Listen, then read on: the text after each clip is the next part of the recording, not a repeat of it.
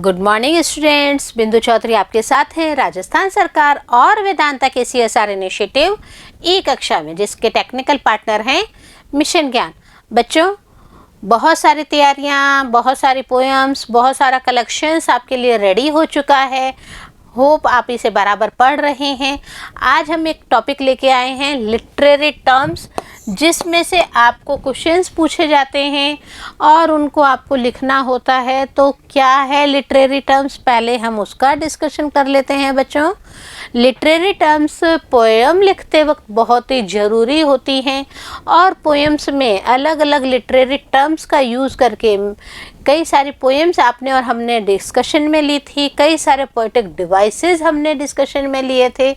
तो वहाँ पे वो चीज़ थी, यहाँ पे आपको यह बताया जाएगा कि आप मेटाफिज़िकल पोएट्री अगर लिख रहे हैं तो क्या चीज़ है वह, अगर आप मोनोलॉग लिख रहे हैं तो क्या है। आपके कोर्स में बच्चों 5 तरह के आपके कोर्स में जो लिटरेरी टर्म्स है बच्चों, उनको हम 1 बाय 1 करेंगे और उनको 1 बाय 1 करते वक्त आप इस चीज़ को स्पेशली ध्यान रखिएगा कि इनको आपको बार बार लिख लिख के प्रैक्टिस करनी है। क्यों लिख लिख के प्रैक्टिस करनी है बच्चों? क्योंकि जब आप बार बार लिखेंगे तो कहीं ना कहीं वो आपके अनकॉन्शियस माइंड में चली जाती है और जब भी आप एग्ज़ाम पॉइंट ऑफ व्यू से वापस रिवीजन करते हैं तो आप फटाफट उसे याद कर लेते हैं। तो चलिए हम सबसे पहले फर्स्ट लिटरेरी जो टर्म है उसे लेते हैं और मैं आशा करती हूँ आप अपनी कॉपी और पेन लेके बैठे होंगे बच्चों। जी हाँ, क्योंकि कॉपी पेन लेंगे तो आप मेरे बराबर इसको रीड आउट करने के बाद में इसे राइट डाउन कर पाएंगे। तो सबसे पहले हम फर्स्ट लिटरेरी टर्म ले रहे हैं। फर्स्ट लिटरेरी टर्म क्या है बच्चों? Metaphysical poetry. हमने मेटाफिज़िकल पोएट्री के बारे में जो पोएम्स हैं उनमें भी पढ़ा था बच्चों, कंपलसरी की बुक्स में भी आपके आई थी, बाकी जगह भी आपने इनको मेटाफिज़िकल पोएट्री को पढ़ा होगा। तो यहाँ पे एज अ लिटरेरी टर्म हम इसे आज रीड आउट करते हैं। सबसे पहले देखें, in 17th century the term metaphysical poetry was first use. जी हाँ, सबसे पहले कब यूज़ लिया गया इसका? 17th सेंचुरी में, मतलब 17वीं शताब्दी से ही मेटाफिज़िकल पोएट्री जो है उनको यूज़ में लिया गया, उनको लिखने का एक डेवलपमेंट किया गया।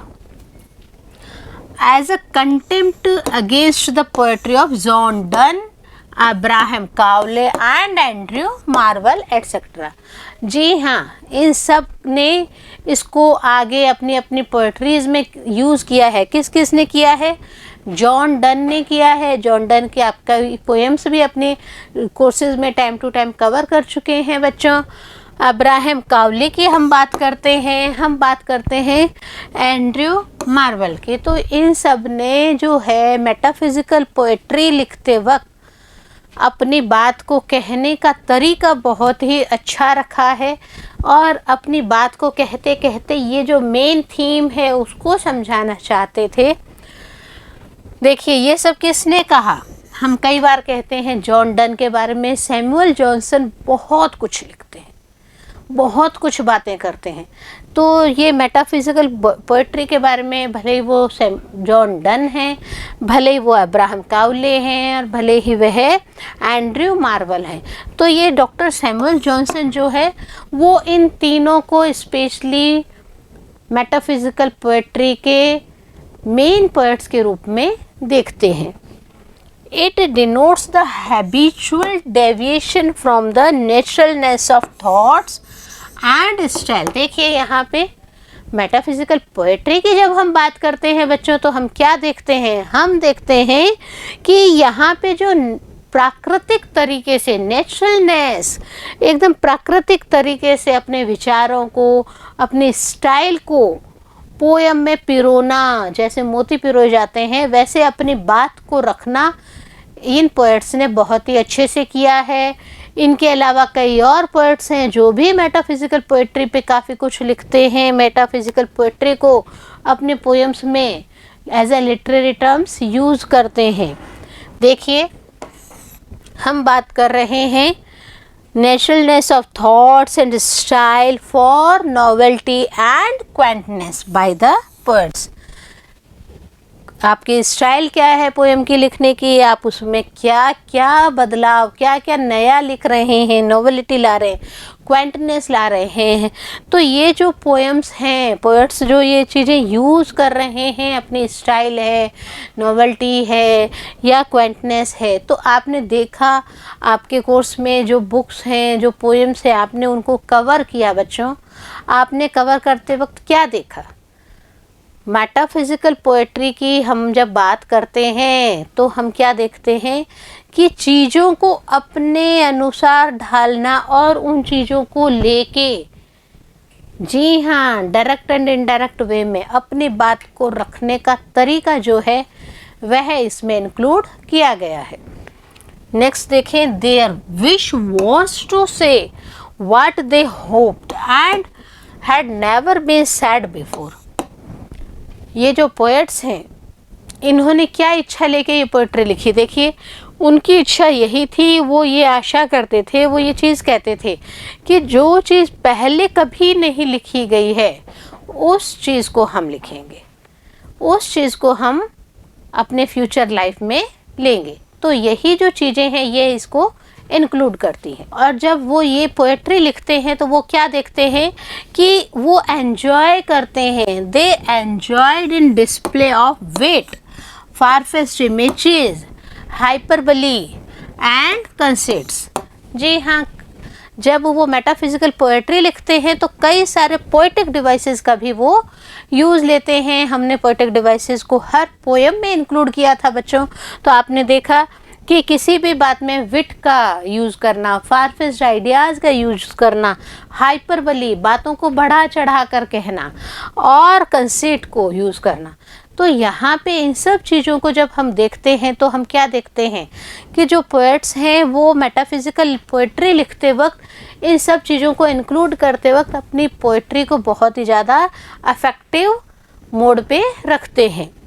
Metaphysical poets wrote love poems that exhibited their cynical attitude towards the fair sex, joy of conjugal love and platonic love too। जी हाँ, जो पोएट्स हैं उन्होंने मेटाफिजिकल पोएट्री ज़रूर लिखी, लेकिन उस मेटाफिजिकल पोएट्री लिखने के पीछे उनके जो मेंटलिटी थी वो क्या थी? वो पति पत्नी के बीच में जो बातें होती है उनको रखना चाहते थे। वो रखना चाहते थे कि कई लोग क्या करते हैं, टाइम पास करने के लिए लव करते हैं, तो उनसे भी हमें बच के रहना है। तो उसको भी यहाँ पे पोएट्स जो हैं अपनी पोएट्री में यूज़ करते थे। और इसके अलावा प्लेटोनिक लव, जी हाँ, जिसका वास्तव में कहीं कोई अटर्निटी नहीं है, कहीं कोई धरातल नहीं है, ऐसे पोएट्रीज़ को भी इंक्लूड करते हुए जो पोएट्स हैं उन्होंने अपनी पोएट्रीज़ लिखी हैं। उसमें बहुत सारा उनका जो आइडिया था वो सब क्या था? फेयर बातें करना, अच्छी बातें करके हमें सही ट्रैक पे लेके जाना। तो मेटाफिजिकल पोएट्री की जब हम बात करते हैं तो हम जॉन डन को कभी नहीं भूल पाएंगे, कावले जी को कभी नहीं भूल पाएंगे, और डॉक्टर सैमुअल जॉनसन, जिन्होंने इनको as a prominent writers, poets of metaphysical poetry के बारे में बताया। तो इनका भी जो है हम एक्सप्रेशंस कभी भी नहीं भूल पाएंगे। इसमें देखिए हम नेक्स्ट जो है वो क्या बात करते हैं, in 20th century T.S. Eliot revived metaphysical poetry by calling it fruit of passionate thinking। T.S. Eliot की हम बात करते हैं, कब की बात कर रहे हैं? 20th सेंचुरी की बात कर रहे हैं। तो T.S. Eliot ने अपने रिवाइव किया वापस मेटाफिजिकल पोएट्री के बारे में लिखते वक्त। वो क्या कहते हैं कि आपके जो विचार हैं उन विचारों को एक नया रूप देना, वही मेटाफिजिकल पोएट्री है। ही रोट, उन्होंने ये चीज़ लिखी भी है, a thought of done was an experience. जो डन के विचार हैं वो हम सब के लिए एक एक्सपीरियंस का काम करते हैं। And admired their talent by saying the figure of speech is elaborated to the farthest stage to which ingenuity can carry in metaphysical poetry. जी हाँ, टी.एस. एलियट भी जो हैं वो जॉन डन को बहुत प्रेज़ करते हैं, वो जॉन डन की पोएट्रीज़ को बहुत प्रेज़ करते हैं। वो क्या कहते हैं कि उन्होंने एक line they the, a thought of done was an experience and the figure of speech. जो फिगर ऑफ स्पीच वो कर रहे हैं, एलैबोरेट कर रहे हैं अपनी अपनी पोएम्स में, उन सबको अगर हम देखते हैं तो हम क्या देखते हैं कि जॉन डन का मेटाफिजिकल पोएट्री का लिखने का टर्म जो है वो बहुत ही अच्छा है। तो यहाँ पे हम यही बात करते हैं कि मेटाफिजिकल पोएट्री और जॉन डन, कावले, ये सब पैरेलल चल रहे हैं। टी.एस. एलियट 20th सेंचुरी में आके भी 17th सेंचुरी के जो पोएट्स हैं उनको प्रेज़ कर रहे हैं। तो ये जो मेटाफिजिकल पोएट्री है लिटरेरी टर्म के रूप में अगर हम देखें तो अपने आप में बहुत ही इम्पोर्टेंट टॉपिक कवर करते हैं। एग्जामिनेशन पॉइंट ऑफ व्यू से भी यह बहुत चीज़ कवर करने में आपके लिए हेल्पफुल है। नेक्स्ट हम लेते हैं लिटरेरी टर्म इम्प्रेशनिज्म। जी हाँ, 19th सेंचुरी से हम ये बात कर सकते हैं। इम्प्रेशनिज्म इट मीन्स कि किसी को किस तरीके से अपनी बात इम्प्रेशन रख के अपनी बात को रखने का तरीका आना चाहिए, डेवलप करते हैं इसको। देखिए आगे पढ़ते हैं, लेकिन आगे पढ़ते वक्त मैं फिर कह रही हूँ it is very very important, examination point of view से बहुत ही इम्पोर्टेंट है, कवर करना है आपको इन सब चीज़ों को। सो अपना ध्यान लगाइए बच्चों, बहुत ध्यान से पढ़िए, क्योंकि ये जो है मार्क्स गेनिंग टॉपिक्स हैं आपके लिए।